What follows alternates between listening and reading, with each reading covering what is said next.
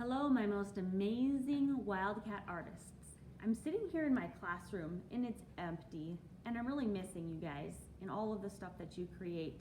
So I thought we would start over with a few things we can do at home. While you're at home, I'm at home, or I'm at school, I can share some stuff with you. So if you are at home and you have art supplies, great. Use your art supplies. But if you don't have art supplies, or very many, here's some things you can grab out of your home or recycles to get you started creating. You don't have to have fancy art supplies to do art. Paper scraps laying around. If you have scissors would be helpful. Yarn or yarn scraps. Cardboard from boxes or cereal boxes would work. The insides don't have pictures on them, so you can draw right on those. Magazines we'll cut up and use for collages. Newspapers, you can draw on newspapers or paint on them. Tape for sculptures, glue or glue sticks if you have them. Any random bits of drawing materials, markers, colored pencils or crayons you have, even if you only have a few colors, that's okay too.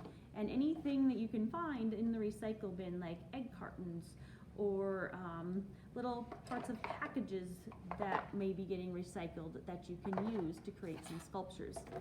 You get to be the artist at home.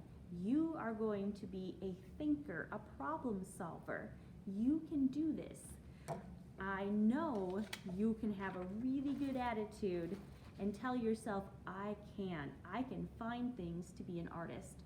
Our theme that we're going to be working on during this crazy time that we are not at school is going to be Art Gone Wild. All things that have to do with wildlife, wild animals, wild jungle, wild artists, and wild art.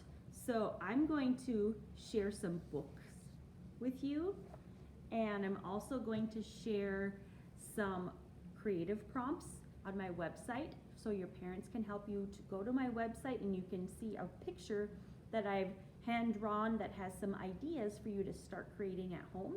And I'm also going to share a YouTube video of me and your teachers as guest artists, so you can see their faces too, because I know they miss you as well, to do some artwork with you on video. So if you're wanting to share what you make at home, I would love to see what you're making.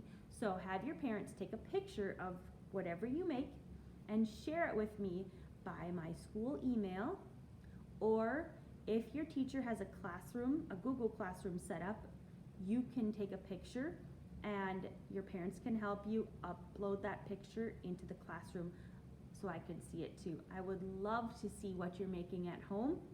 I'll see you later.